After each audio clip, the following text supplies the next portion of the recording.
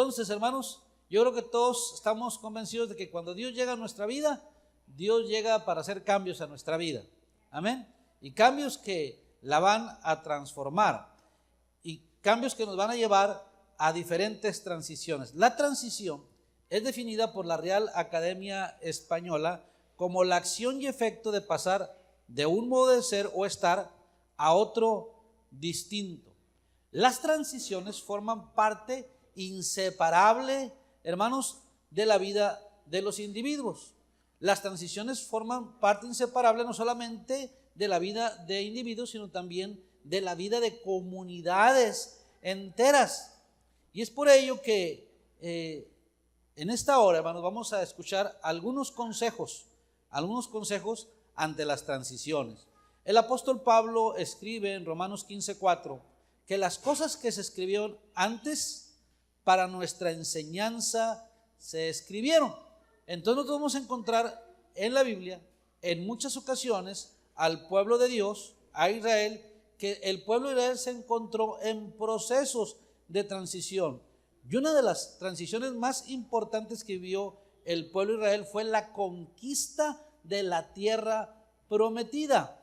Ustedes recuerdan, hermanos, o conocen la historia, usted ha leído la historia, que Dios le dio una promesa a Abraham. Dios le dijo a Abraham: sal de tu tierra y de tu parentela a la tierra que te voy a mostrar, o que yo te mostraré, ¿sí? Y haré de ti una nación grande. Dios le dio esa promesa y le dio la promesa de que lo iba a llevar a una tierra y que en esa tierra iba a ser una tierra de bendición, una tierra donde habría de fluir leche y miel, es decir, una tierra donde habrían de tener abundancia, de que habrían de tener bendición. Así que para que esta promesa que Dios le había dado a Abraham se cumpliera, tuvieron que pasar muchos años y tuvieron que pasar muchos cambios, muchas, hermanos, transiciones. Usted recuerda que, bueno, nace Isaac, y luego de Isaac nace Jacob y Esaú, y luego de Jacob nacen 12 tribus de Israel que vienen a conformar el pueblo de Israel. Y luego ese pueblo de Israel es llevado, ¿a dónde, hermanos? A Egipto. ¿Y en Egipto cuánto tiempo duran? Duran 400 años. Y entonces Dios levanta un libertador llamado Moisés, para que Moisés vaya y saque al pueblo de la esclavitud de Egipto y lo lleve ¿por dónde, hermanos? ¿Hacia dónde? Hacia la tierra prometida. Pero ellos salen de la esclavitud de Egipto. Todos estos cambios está sufriendo el pueblo de Israel, y cuando salen de la esclavitud de Egipto no llegan directamente a la tierra prometida, sino que ¿cuánto tiempo duran en el desierto? Duran 40 años. Dios levanta a Moisés como un libertador, lo saca de Egipto, lo lleva por ese éxodo. La generación liberada de la esclavitud está 40 años. Pero en esos 40 años, Moisés es testigo del nacimiento de una nueva generación. Todos estos cambios se están dando, hermanos, en ese pueblo de Israel, y él es testigo del nacimiento de una nueva generación que viene a cumplir con el propósito de Dios de poseer la tierra que había sido prometida tiempo atrás al padre Abraham. Hay 4 grandes consejos que esta nueva generación de israelitas puso en práctica para entrar en la tierra prometida. 4 cosas, hermanos, de la palabra de Dios que nos puede ayudar, amén, que le ayudó a esta generación que conquistó lo que la generación anterior no pudo conquistar. Vamos a ver cuáles son estos consejos. El primer consejo, hermanos, para la conquista, Deuteronomios capítulo número 6, verso número 5, dice: y amarás, ¿qué, hermanos? A Jehová tu Dios. ¿Con qué? Con todo tu corazón, con toda tu alma y con todas tus fuerzas, ¿sí? Ese es el primer consejo. Eso es lo primero que hizo esta generación que logró entrar a la tierra prometida. Esta generación tenía pasión por su presencia, pasión por la presencia de Dios. Si nosotros queremos ser una iglesia que conquiste, si queremos ser una familia que conquiste las promesas que Dios ha hecho, hermanos y hermanas, necesitamos el primer requisito: pasión por su presencia. Necesitamos pasión por la presencia de Dios en nuestra vida. Fíjese bien, para mí este verso de Deuteronomios capítulo 6, número 5, nos habla del anhelo de tener a Dios y de amar a Dios. Dice ahí, ¿con todo qué, hermanos? Con todo nuestro ser. Habla de un amor intenso, habla de una pasión por la presencia de Dios en nuestra vida. ¿Cómo llegó usted en esta mañana a este lugar? Llegó anhelando su presencia, llegó esperando, hermanos, pasar un tiempo de alabanza y de adoración y de búsqueda por la presencia de Dios.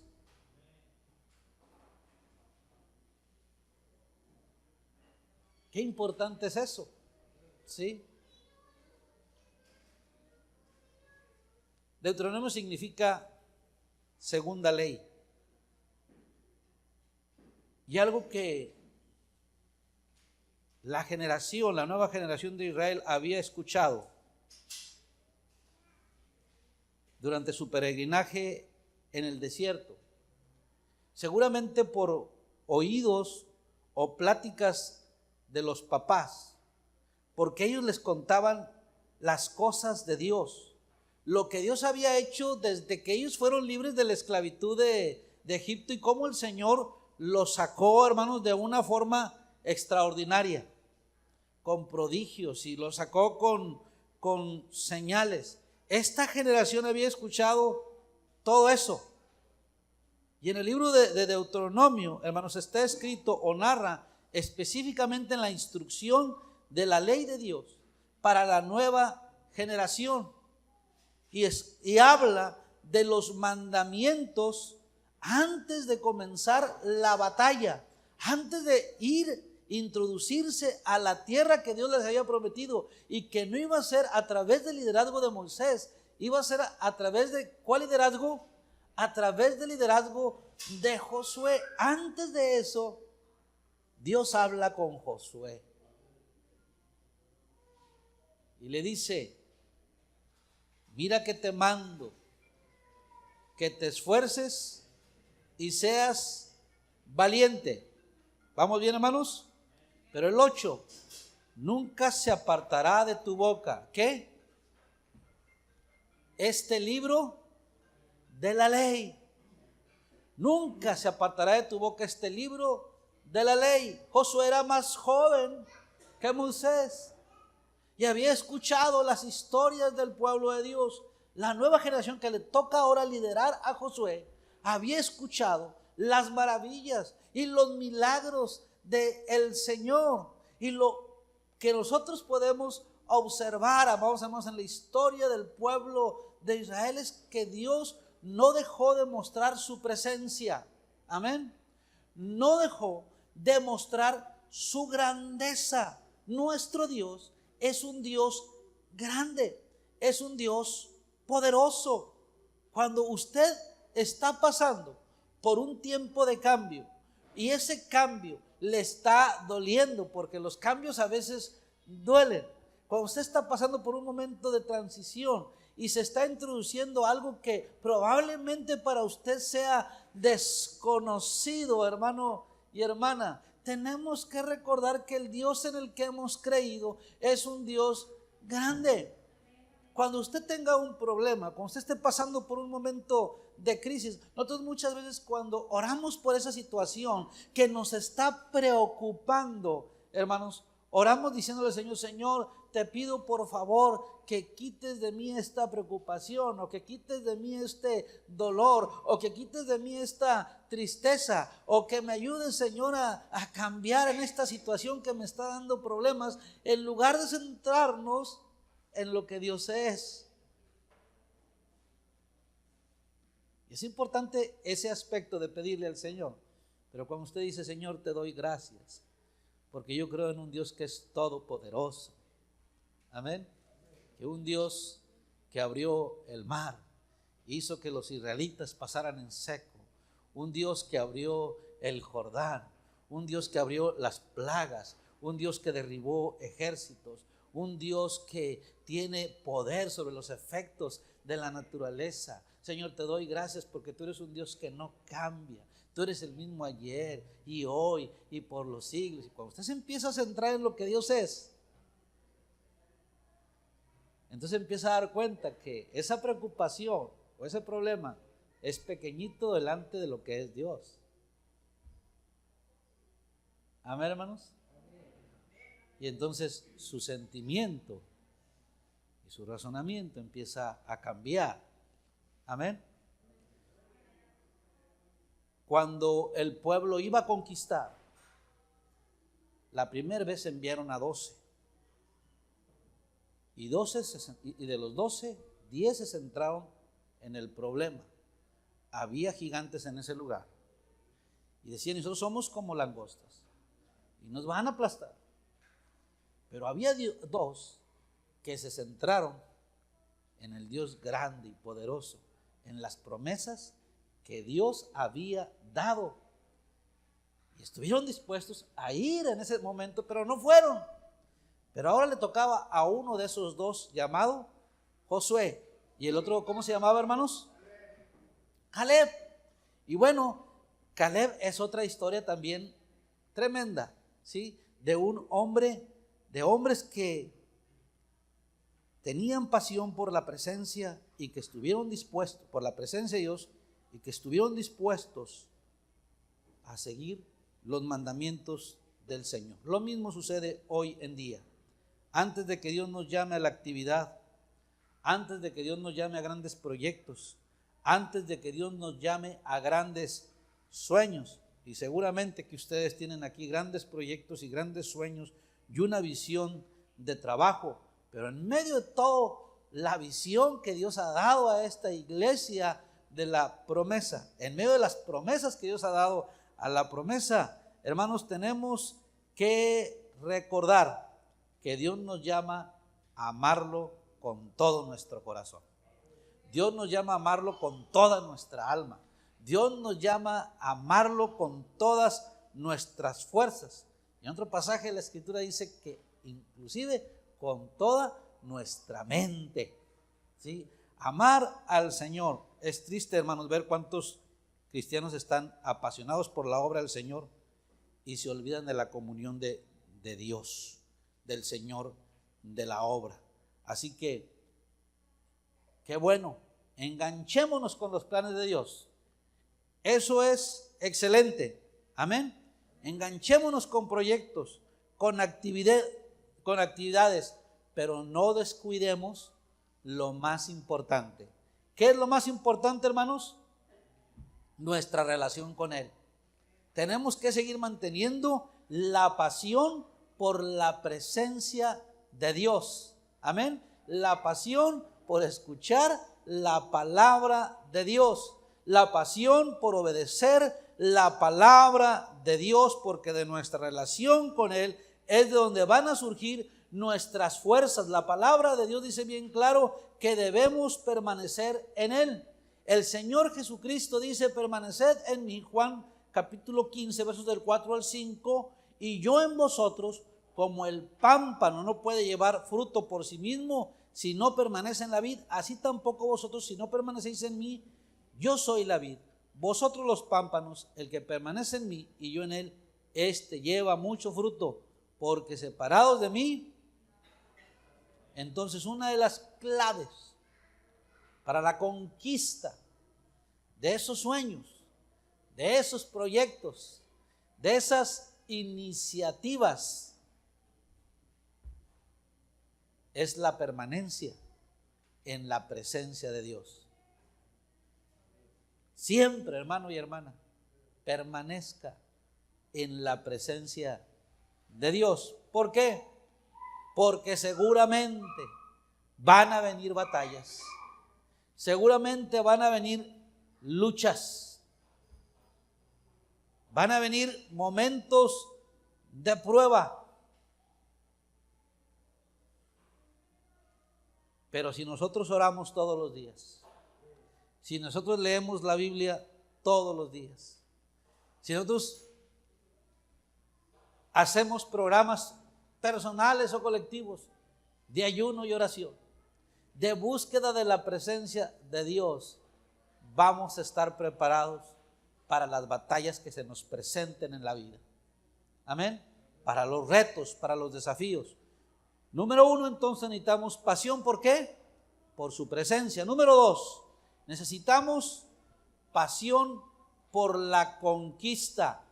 Dios le dice a Josué: mira que te mando que te esfuerces y seas valiente, no temas ni desmayes, porque Jehová tu Dios estará contigo a donde quiera que vayas. Hay una tierra que conquistar. Amén. Hay una tierra que fluye leche, que fluye miel para Caleb. Hay un monte que Dios le había prometido, y a sus 80 años él cree que Dios va a cumplir la promesa.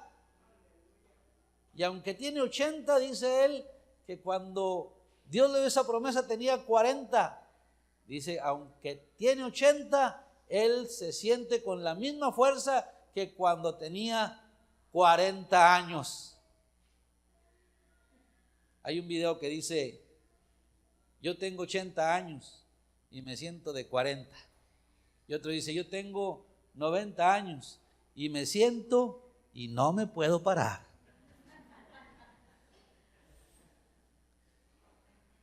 Caleb era un hombre, hermanos, que tenía pasión por la conquista. Josué era un hombre que tenía pasión por la conquista. Desde la primera vez que fueron como espías, ellos querían conquistar la tierra porque Dios se las había prometido. Pero no todos estaban unidos con ellos. Había 10 que pensaban diferente. Y cuando Dios nos da una visión, y cuando Dios nos da una promesa, hermanos, en esa visión y en esa promesa, si queremos conquistar lo que Dios nos ha prometido, tenemos que estar unidos. Tiene que haber unidad. El pueblo, hermanos, cuando se va con Josué a la conquista de la tierra que Dios les había prometido, necesitaba marchar unido. Necesitaba, hermanos, no solamente marchar unido, sino caminar en obediencia, a pesar de que las instrucciones parecieran ilógicas.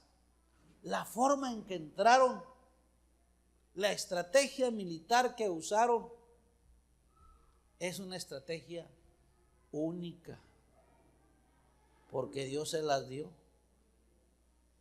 Porque se trataba de andar dando vueltas alrededor de la ciudad. Y después de 7 vueltas,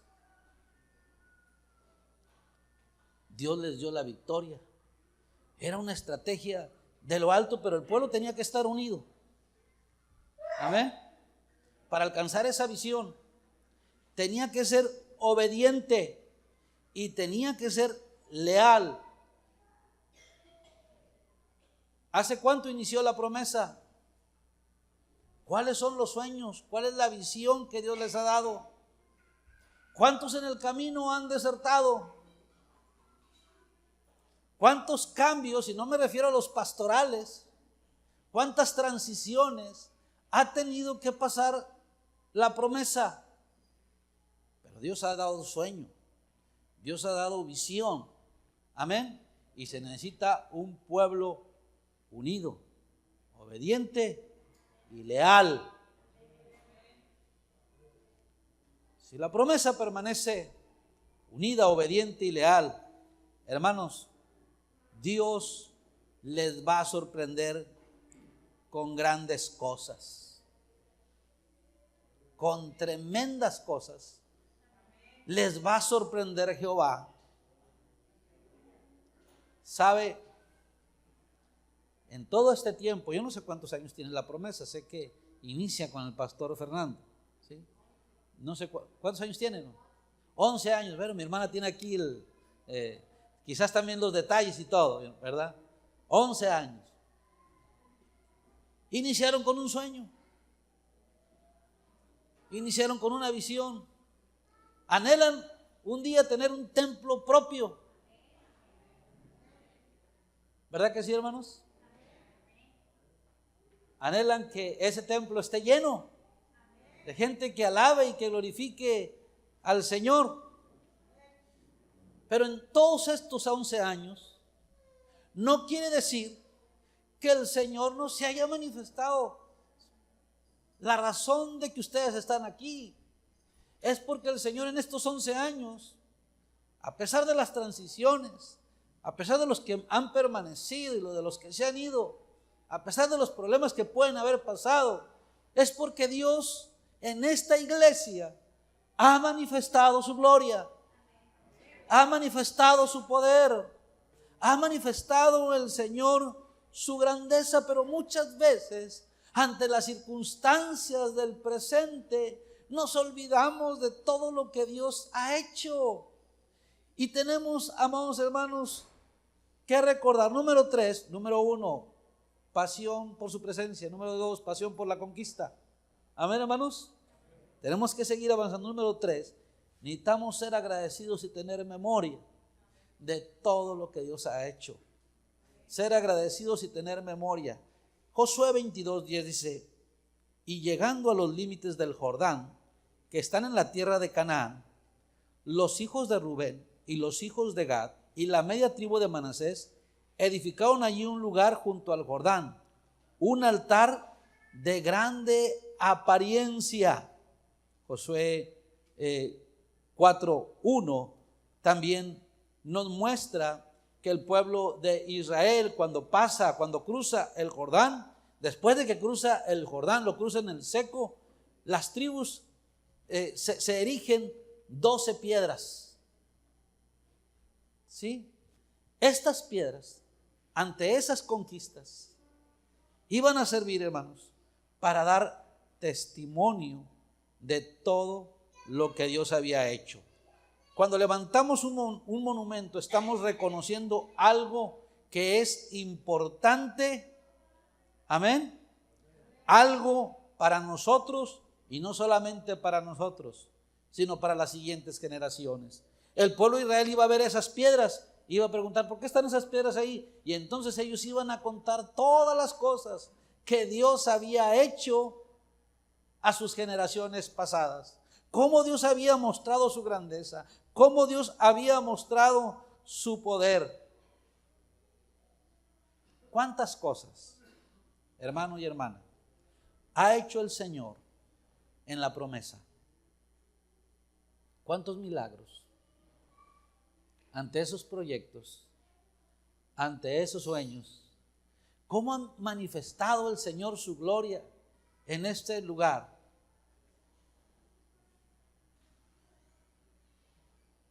¿Me pueden dar testimonios de 1 minuto? Yo en mi iglesia siempre doy 1 minuto para dar un testimonio, porque luego los hermanos se emocionan. ¿Alguien me puede dar testimonio de 1 minuto de cómo Dios ha manifestado su grandeza en este lugar? ¿Puede traer a la memoria con gratitud lo que Dios ha hecho en este lugar, en esta iglesia? ¿Quién dice yo? 1 minuto. A ver, mi hermana. Es que vi que la hermana levantó la mano, dije, no, yo creo que le está diciendo tú.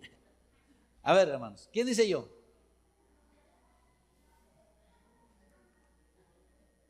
¿Es porque no se animan o es porque no estamos recordando todo lo que Dios ha hecho en este lugar?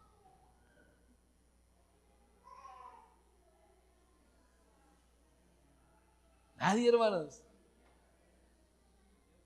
Yo no puedo decir nada de la promesa. A ver, mi hermano, vénganse, mi hermano. Le tocó a él. En vista de que no querían. No es cierto.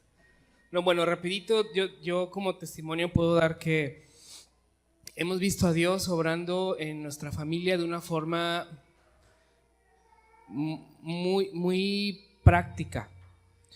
Veníamos acostumbrados a que la vida de un cristiano tiene que ser una vida perfecta, sin errores, sin derrotas. Teníamos que ser modelos a seguir. Y sí, la Biblia dice que sigamos a Jesús, y Pablo enseñaba que sean imitadores de mí porque soy imitador de Jesús. Pero en el caso personal y de mi familia, en este lugar encontramos un lugar seguro donde podíamos hablar y recibir misericordia de Dios y ser honestos y saber que necesitamos a Dios, no importando la función que hagamos en una iglesia, no importando el tiempo que estemos en una iglesia. Yo en este lugar aprendí que yo podía ser honesto aún con mis fallas y poder permitir que Dios obrara a través de mí, y no solamente en mi oración con Dios, sino con una persona, un hermano que me ministrara, que me exhortara, que me pidiera cuentas de lo que yo hacía. Entonces yo doy gracias a Dios porque en mi familia y en mi matrimonio, en este lugar Dios hizo cosas en nuestros corazones, y yo puedo dar gracias a Dios porque la familia, bueno, Bonilla Castro y Bonilla Gándara, yo sé que Dios ha estado muy palpable, no perfectos, pero más palpable. Entonces, gracias a Dios. Gracias. ¿Alguien más, hermanos? Otro minuto. Pueden dar un aplauso si gustan. Como que quieren y como que se animan y no se animan. Uno más, un minuto. Véngase, mi hermano. Gloria sea al Señor. Se anima uno y se empiezan a animar los demás, ¿verdad, hermano? Amén, amén, Dios les bendiga. Bueno, nosotros, mi esposa y yo, llegamos hace 10 años, un año después del proyecto de la iglesia. Aquí en la iglesia hemos encontrado amigos, hemos encontrado familia. Dios ha tratado bastante con nosotros. Cuando yo llegué aquí, cuando llegamos mi esposa y yo, mi esposa no conocía a Cristo, no conocía del todo a Cristo. Mi esposa en esta iglesia conoció a Dios y ha transformado la vida. Nacieron mis 2 hijos, gracias a Dios. Tengo una niña de 9 años, el otro de 5, y yo creo en Dios que aquí van a nacer otro. Gracias a Dios por eso, gracias por todas las bendiciones, gracias por la gran familia, y creo en este proyecto. Yo sé que, como dice el pastor, Dios tiene algo para esta iglesia. Hemos visto muchas transiciones, y yo siento que un día más adelante en esas transiciones mis hijos van a estar aquí enfrente, van a estar sirviendo, van a hacer muchas cosas. Amén. Dios los bendiga. Él ya está viendo la tierra que va a conquistar, ¿se fijan, hermanos? Ya está viendo la conquista, está viendo más allá, pero, hermanos, no se ha olvidado de lo que Dios ha hecho en este lugar. Las piedras eran piedras llamadas Masabot, piedras llamadas piedras de testimonio, para que las demás generaciones las vieran y preguntaran. La Biblia dice que la iglesia se edifica con creyentes que son como piedras vivas. Usted es una piedra viva. Amén. ¿Qué quiero decirle con esto? Que usted es un testimonio poderoso de cosas grandes que Dios ha hecho. Amén. Usted es una piedra Masabot, una piedra de testimonio que Dios ha puesto en este lugar. Amén. Para que usted cuente precisamente lo que acaba de contar mi hermano y mi hermano. Las cosas grandes que Dios ha hecho en esta iglesia. Amén. Y estoy hablando de la iglesia. Todavía no estamos hablando de un edificio, aunque creemos que un día ese edificio va a venir, hermanos. Pero es que no solamente necesitamos ser agradecidos y tener memoria de todo lo que Dios ha hecho en nuestra vida, en nuestra familia, en la iglesia. Número 4, número 1, pasión por su presencia. Número 2, pasión por la conquista. Número 3, necesitamos ser agradecidos y tener memoria. Amén. Hay un hermoso canto de Marco Witt que dice: quiero vivir agradecido en todo lo que soy. Que haya siempre la pasión de amarte, como dice, con mi vida entera. Con mi vida entera. Número 4, y vamos concluyendo, hermanos. Necesitamos ser de bendición y de testimonio.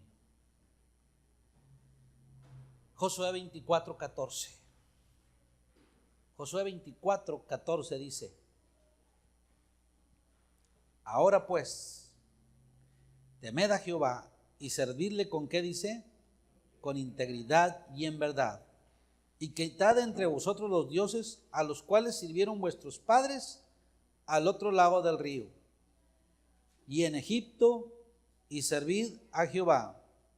Y si mal os parece servir a Jehová, escojan hoy a quién van a servir, si a los dioses a quienes sirvieron vuestros padres cuando estuvieron al otro lado del río, o a los dioses de los amorreos en cuya tierra habitáis. Y dice Josué: pero yo, ¿y quién? ¿A quién está incluyendo Josué? A toda la familia. Pero yo y mi casa. Me gustó lo que dijo el hermano, que él un día, en esa tierra que está por conquistar, los hijos que tiene y el que viene,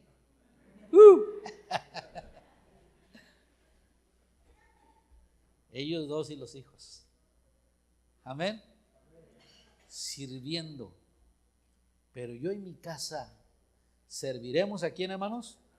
A Jehová. Un día va a haber un edificio hermoso para la promesa.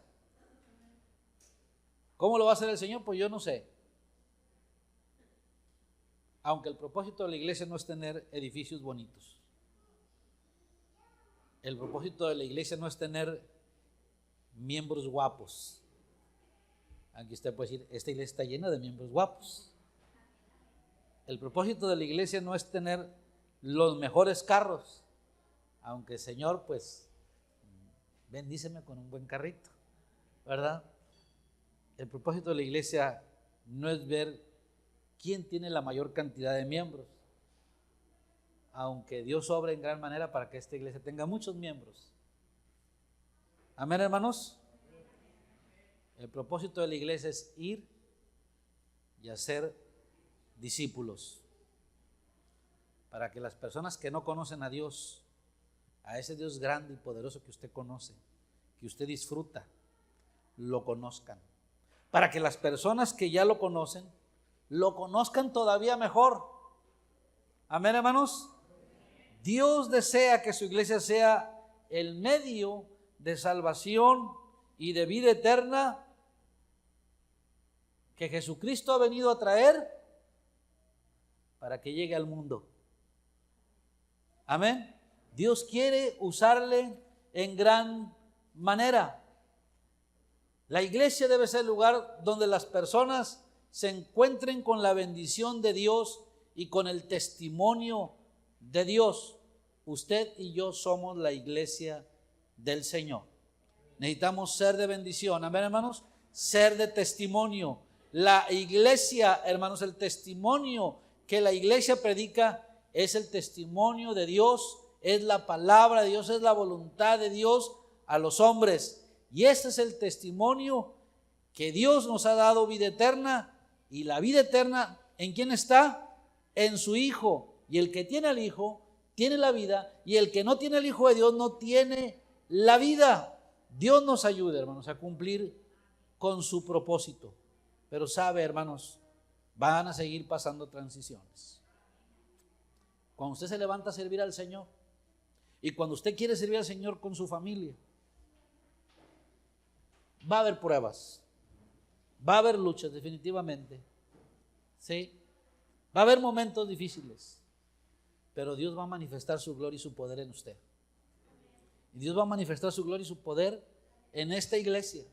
Y en esos momentos de transición, y en esos momentos que parece, hermanos, que las cosas se están derrumbando, cuando usted se afirma en la palabra de Dios y se afirma en el Señor, tiene que recordar que para Josué la conquista de la tierra prometida no fue algo fácil. En esa conquista, amados, recuerde que había gigantes. En esa conquista hubo gente que desobedeció. En esa conquista hubo gente que no le era fácil renunciar a los ídolos, es decir, renunciar a sus costumbres paganas. Pero Dios le dijo algo bien importante. Porque todo te saldrá. ¿Cómo, hermanos? Todo te saldrá bien.